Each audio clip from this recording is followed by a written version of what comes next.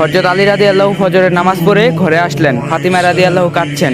উনি জিজ্ঞাসা করলেন, ফাতিমা তুমি কাঁদছো কেন? ফাতিমা রাদিয়াল্লাহু আরো জোরে জোরে কাঁদতে লাগলেন। ফাতিমা বললেন, আলী, আজকে আব্বাজান নবীজি সাল্লাল্লাহু আলাইহি সাল্লাম আমার স্বপ্নে এসেছিলেন। তিনি বললেন, ও আমার ফাতিমা, আমি তোমাকে নিতে এসেছি। মা, আজকে তুমি রোজা রাখবে। সেহরি করবে আলীর দস্তরখানায়, ইফতারি করবে আব্বাজানের দস্তরখানায়। হযরত আলীর বুঝতে বাকি রইল না, আজকে ফাতিমা ইন্তিকাল করবে। ফাতিমা রাদিয়াল্লাহু জ্বরে ভুগছিলেন। বিকালে ওনার অবস্থান আরো অবনতি হলো। তিনি হযরত আলীকে লক্ষ্য করে বলছেন, হে আলী, আমি আপনাকে অনেক কষ্ট দিয়েছি, আপনি আমাকে মাফ করে দিয়েন। আমার মৃত্যুর পর আপনি বিয়ে করে নেন যাকে আপনার পছন্দ হয়। শুধু একটি অনুরোধ আমার, হাসান হোসেনকে সপ্তাহে একদিন আপনি কোলের মধ্যে নিয়ে ঘুমাবেন। ফাতিমা রাদিয়াল্লাহু মৃত্যুবরণ করলেন। মৃত্যুর পূর্বে তিনি বলে গেলেন, আমাকে রাতের বেলায় দাফন করবেন, মানুষ যাতে বুঝতে না পারে আমার কতটুকু সর্বস্ব ছিল এবং আমি কতটুকু লম্বা ছিলাম। এতে আমার পর্দা ভঙ্গ হবে। জানাজার পর যখন লাশ বহন করতে হবে, তখন হযরত আলী দেখলেন খাটিয়া বহনের জন্য আর একজন লোক দরকার। এমন সময় হযরত আবু যর গিফারি রাদিয়াল্লাহু আসলেন। আলী রাদিয়াল্লাহু আশ্চর্য হয়ে জিজ্ঞাসা করলেন, আপনি কিভাবে জানলেন? উনি বললেন, আল্লাহর হাবিব আমার স্বপ্নে এসে বলেছেন,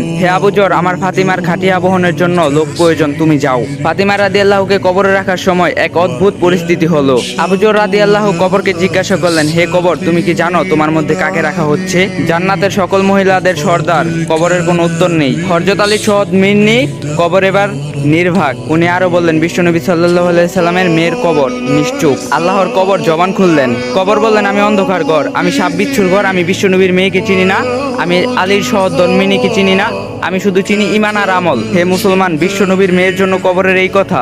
আমরা তো সাধারণ মুসলমান। আল্লাহ তাআলা সবাইকে ঈমানদার হওয়ার তৌফিক দান করুক। আমি